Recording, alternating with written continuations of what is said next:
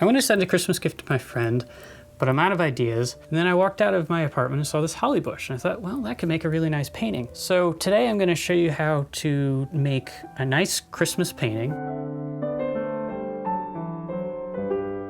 I'm going to be using fast-drying pigments and some liquid to make sure that the oil paint dries quickly. With the use of liquid and these traditional pigments, it should be dry within just 2 days. I'm using an 8x10 format so I can fit it into a off-the-shelf picture frame. I just grabbed this piece of plywood out of my studio and gessoed it up, and then I'll cut it down to 8x10 so it fits in the picture frame. So here I've got my colors laid out. That's titanium white, Indian red, yellow ochre, burnt sienna, ultramarine blue, and ivory black. Here is some liquid. I've already mixed some liquid into each of the pigments to make sure that it's evenly distributed. The liquid is a drying agent. It'll help the oil paints dry faster. All of these pigments dry very quickly. The addition of liquid, it should be nice and solid within a day or two. And using the same techniques, so you should be able to get it out the door in time to surprise a friend or loved one with an original, one-of-a-kind painting of your own.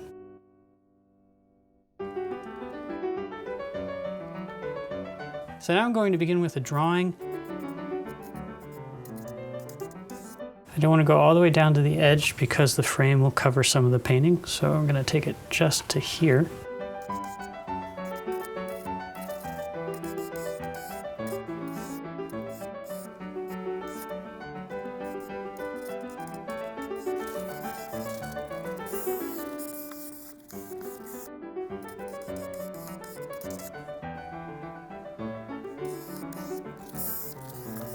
So measuring, I'm finding that the height of the ellipse is about 1/3 the width, and mine is a little too high. I'm going to adjust the drawing. That's better.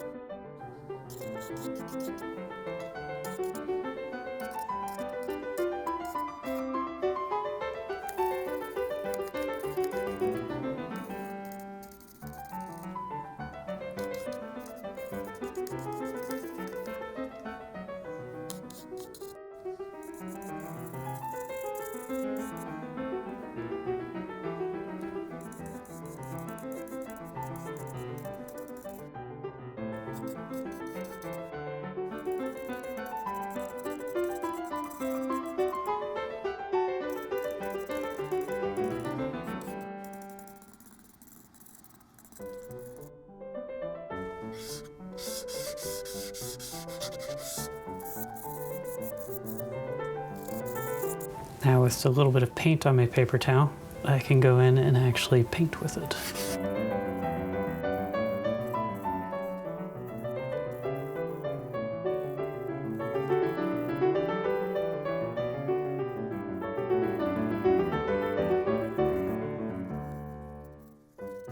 This is a painting that I want to get done quickly, so I'm not going to concern myself too much with the drawing because it's not like a face where you have to be accurate. This painting is meant to be done quickly so I can get it to my friend by Christmas. I'm just going to get a general impression and use my setup as inspiration. I'm not going to slavishly recreate it. You don't have to concentrate on every single nuance of every single leaf and berry. The twigs are going to die, your painting is going to live for decades. The painting should be your focus. Make whatever changes you need to make in order to make the best painting.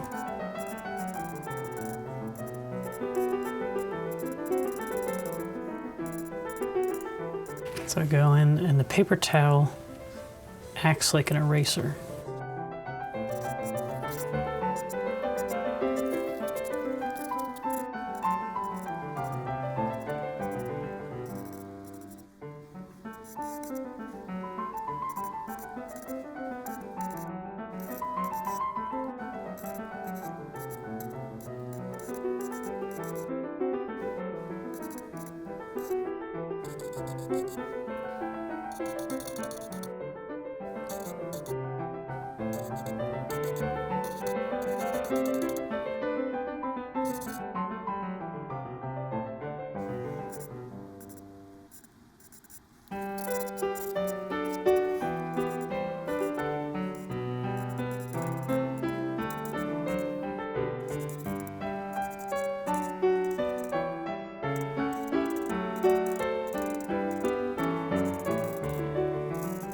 Notice that my composition is getting a little too crowded on this side, so I'm adjusting. I'm going to start pulling more elements this way. It's not about accuracy, it's about having a nice, pleasing composition. So often you will see paintings from people where they've got wrapped up in painting and they painted right off the edge of the canvas. The elements are well painted, but the composition itself is not good. There's a Manet painting of plums that I'm thinking of where everything just is, the whole composition is just leaning to the right. They're nice looking plums, but everything's just leaning to the right. So think about that sort of thing when you're painting. Composition is important. And when you're in the underpainting stage, now is the time to correct that sort of thing. That's why you paint with 1 or 2 colors in the underpainting stage, so you can concentrate on the drawing and composition.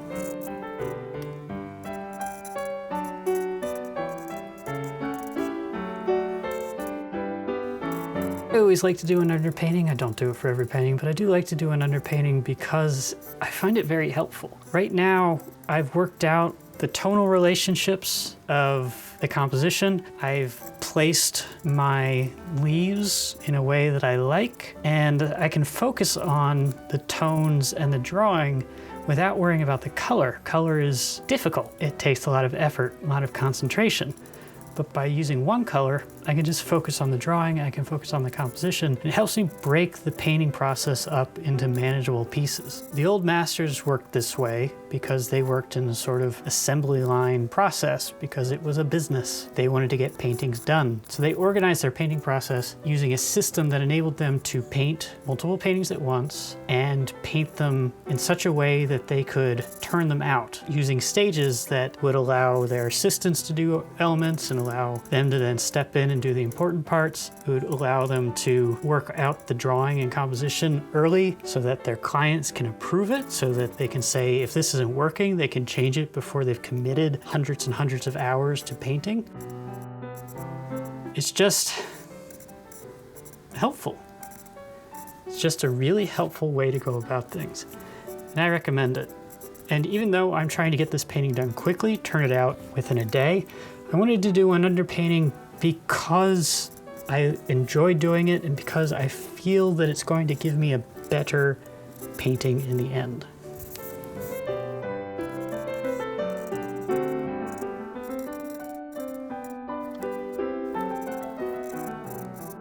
So in the wipeout, the paper towel isn't always an exact tool. And so I will often wipe out more than I need and then go in and refine with the brush. You can take the paper towel, tear it into a small piece, and then twist it up. Right? And then you can actually get pretty sharp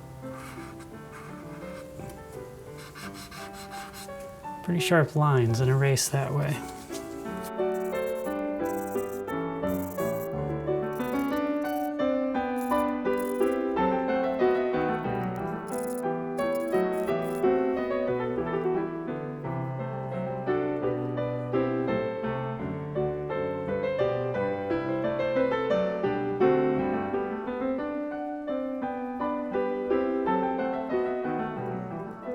So you can see I've switched brushes now. I've got a finer point, soft brush. I'm going in and refining my details.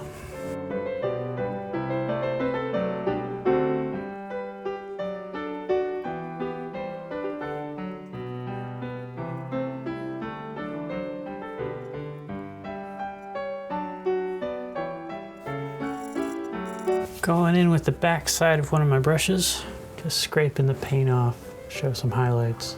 Back of the brush is a tried and true technique. Just look at a Rembrandt. I'm gonna take a lot of the burnt sienna off of these leaves because it's gonna conflict with the greens. It's okay to leave the burnt sienna in the shadows, but for the light mass, I wanna pull it back. Use whatever tools are available to you. Paper towels, back of your brush. You can use your fingers if you want, though I wouldn't recommend that personally, because paint can be poisonous.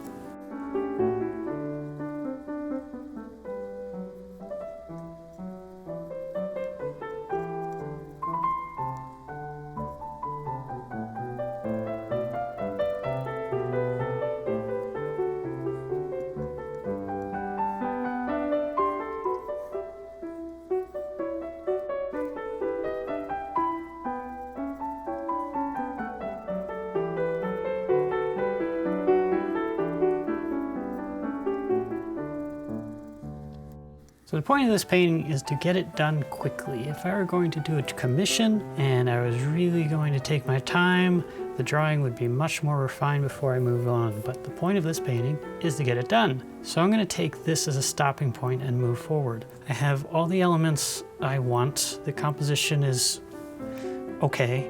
Now one thing is the burnt sienna is a little too thick for a wet on wet painting. I'm gonna have to fight with that as I put on the other colors, but I'm using very opaque colors, so it shouldn't be too much of an issue. Ivory black, ultramarine blue, they're pretty powerful colors. I have no worries about the Indian red. Indian red is a bulldozer. So now I'm going to start by laying in my background. I'm not going to put a lot of detail into the background. It's really just going to be a dark void. Might put a little bit of highlight in here. Would have been nice to put a cloth out under there, but it is what it is. Got to get it done. Because I want the background to be black, I'm just going to go straight in with my ivory black.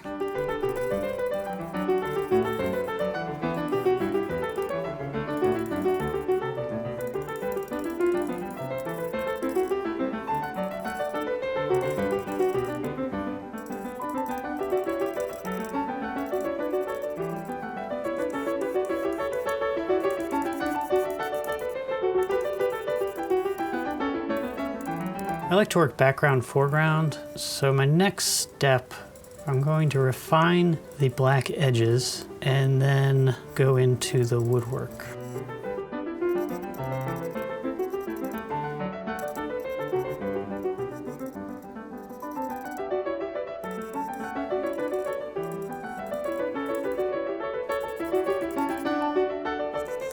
So for this light mass, black can be a little difficult to work with because your instinct is to lighten it up, but really that's just going to create an ugly gray. What I'm going to do is I am going to take some white, but I'm going to add some yellow ochre and Indian red to try and make it a color rather than just gray.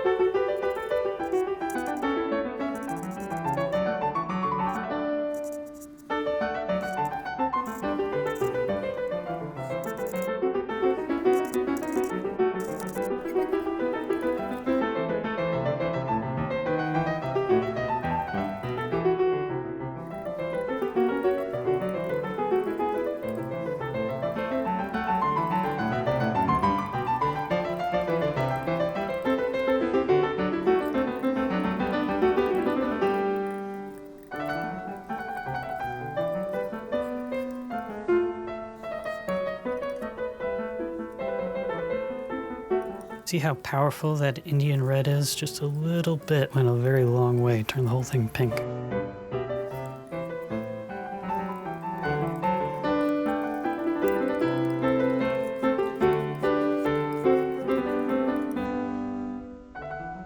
So there's my base color for my wood, and I'll lay that down and then I'll start laying in some details.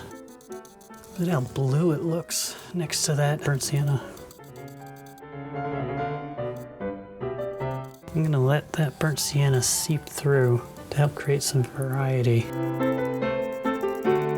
Amazing the difference, the color on the palette versus the painting because of that burnt sienna underpainting. At this point, you just have to have faith that it's gonna work out because it looks so odd.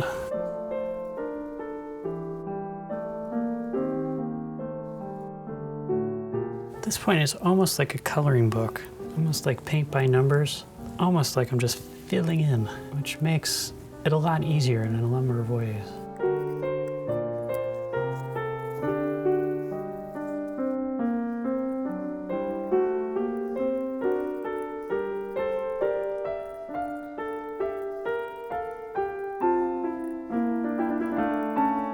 Mix up a color, check it against the painting, see if it's close to what you want. If it isn't, keep working on it.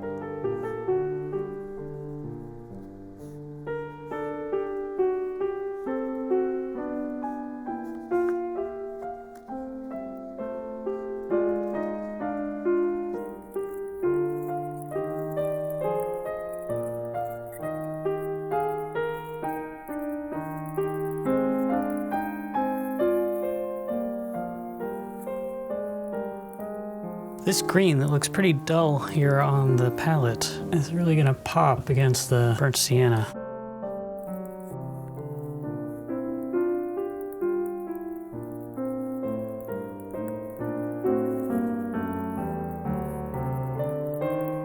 Holly is a fairly cool green, so I'm gonna mix a little bit of white in here.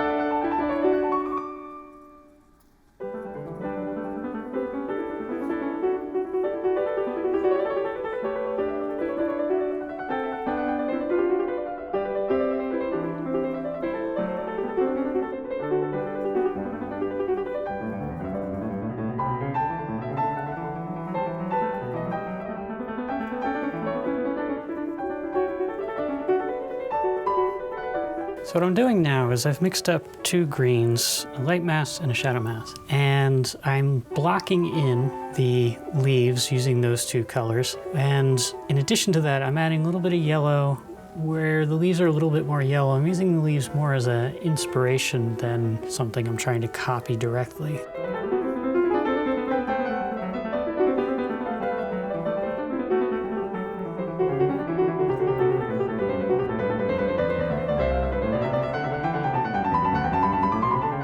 At this point, my goal is really to get that underpainting covered. That's what I'm doing with the block in here.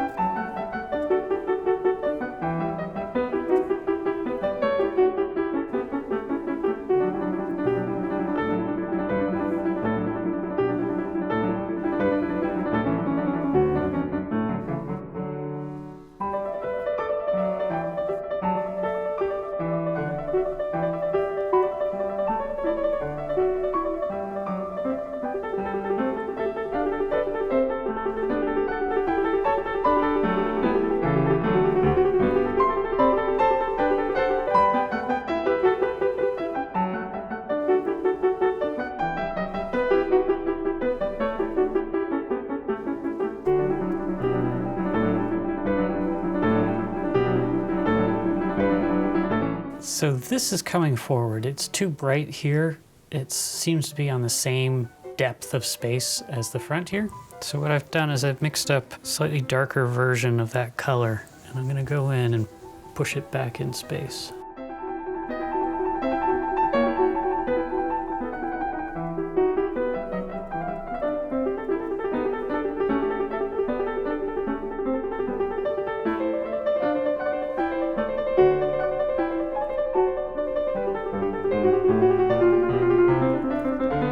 One important thing to remember when you're painting trees wood, anything with a color that you know it's that color, in other words, leaves are green, bark is brown, it isn't. If you look at the still life here, this is fairly brown, though there's a lot of gray in it as well. But if you look at the holly, that's very gray. It is by no means brown. If I were to paint it brown, it would not look great.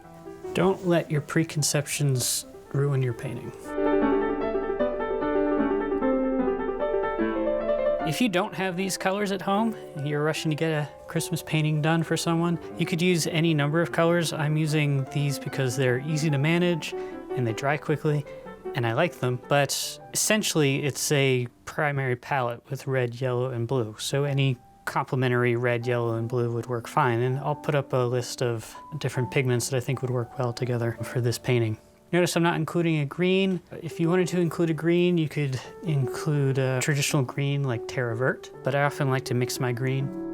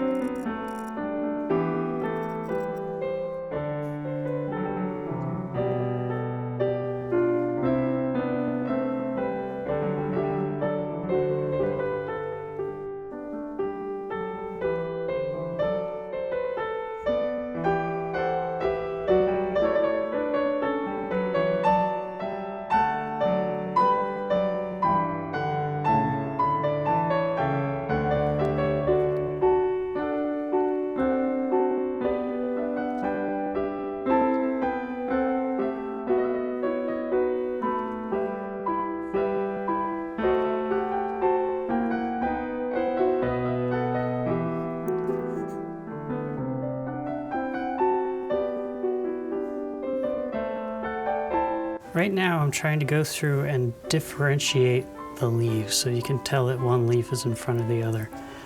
For instance, there's a leaf here that's in front of this, trying to make sure that reads. I feel perfectly justified changing this setup as I paint to improve my composition. And you should too. Why do you have to be truthful to twigs?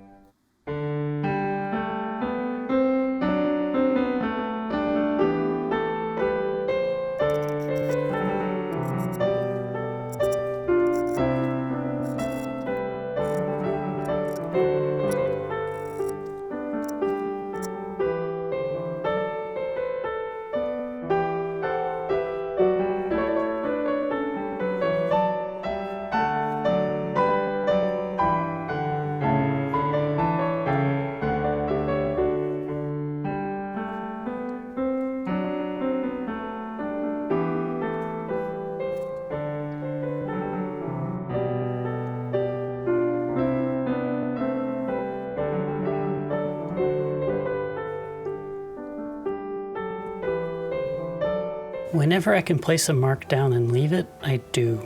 Place a mark down, and if it works, don't noodle it, don't play with it, just let it be.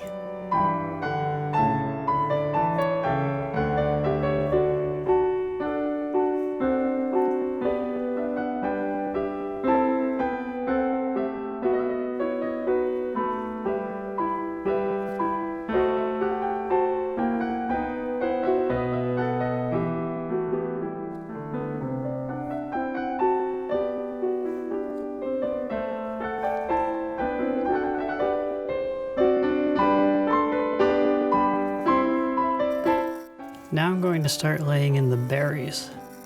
I'm going to use the end of my brush to mark out their positions. The berries are probably the most important compositional element because those pops of red are going to lead the viewer's eye around the canvas.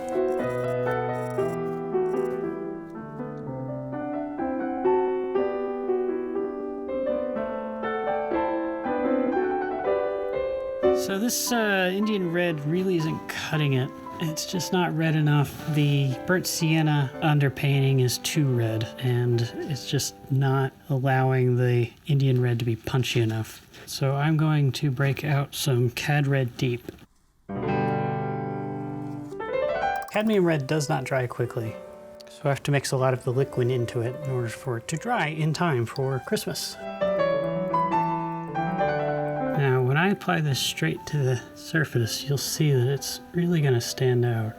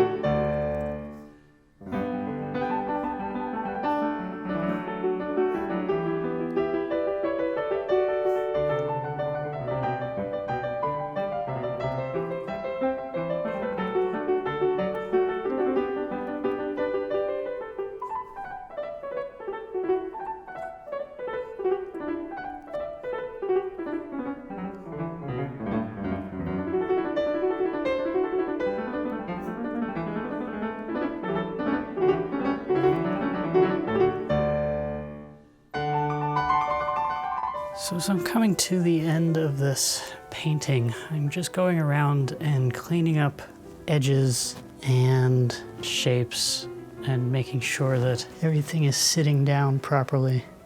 Just want to clean this oval up a little bit. It's a little bit lopsided right now.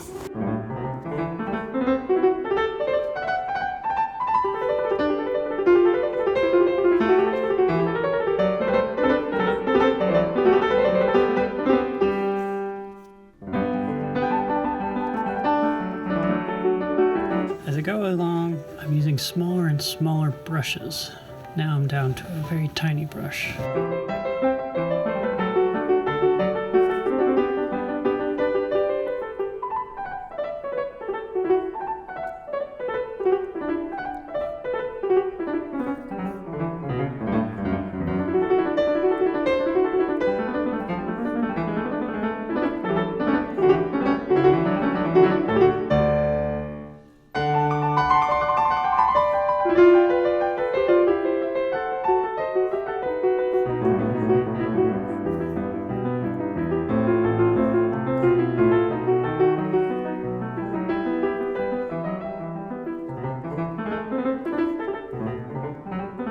Boy, I'm having a lot of trouble with that little berry.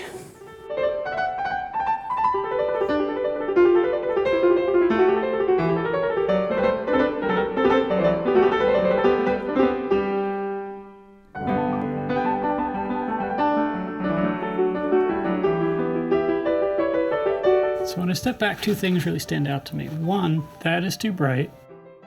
Two, I can't tell what is happening here. So those are the two things I'm going to try and clear up before I call it a day.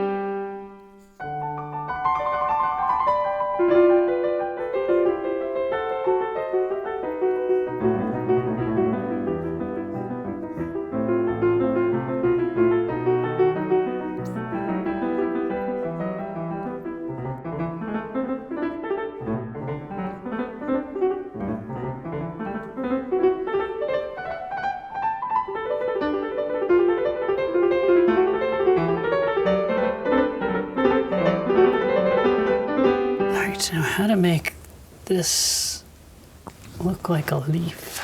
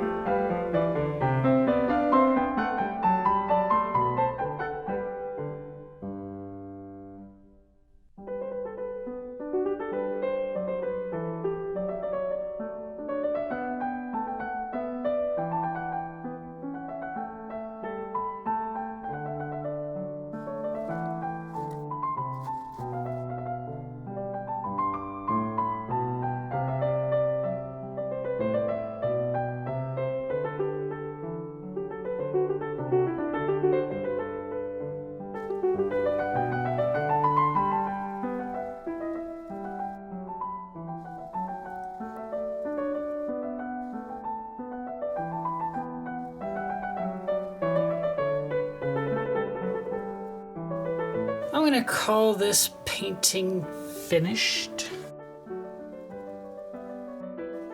All right, I'm gonna call this painting finished again.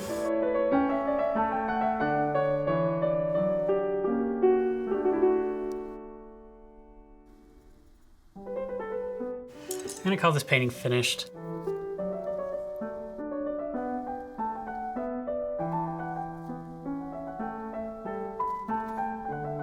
Okay, let's call it done for real this time.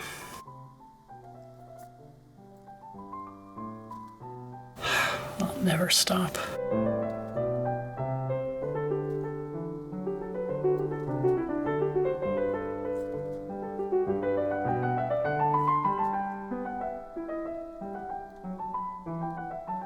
This is by far the weakest. And it's right in the center of the painting. Okay, like that. That is a good example of a happy accident. I liked it, I was gonna touch it, but no. Now I just wanna put a little bit of highlight. Too bright.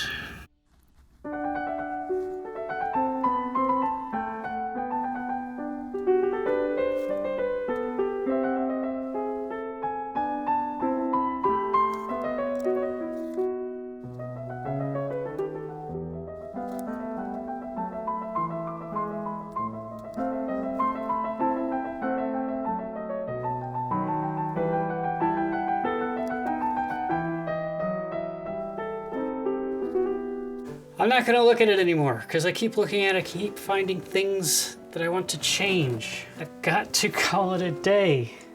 One thing, one last little tiny thing. Okay. Damn it, that is just still not working. Leaf right in, tempted to just remove it. Tiniest mark.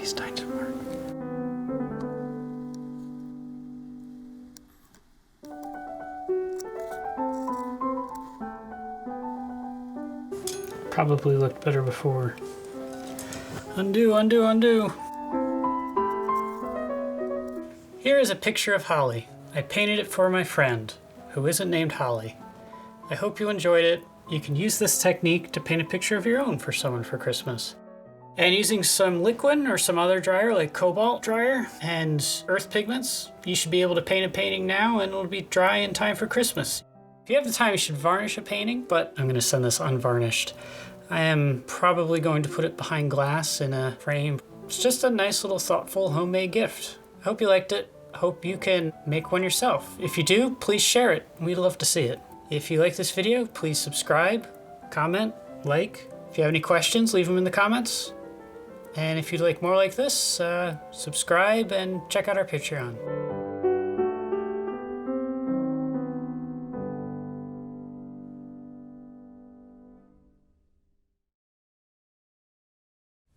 So after editing this area really drove me crazy. It's just unfinished, it's too dark. So I'm going to correct it.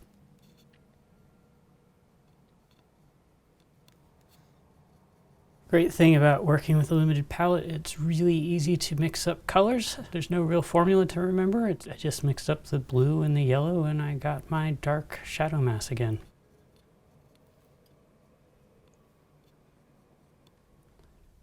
That's what I wanted to do. Of all the mistakes in the painting, that's the one that drove me crazy.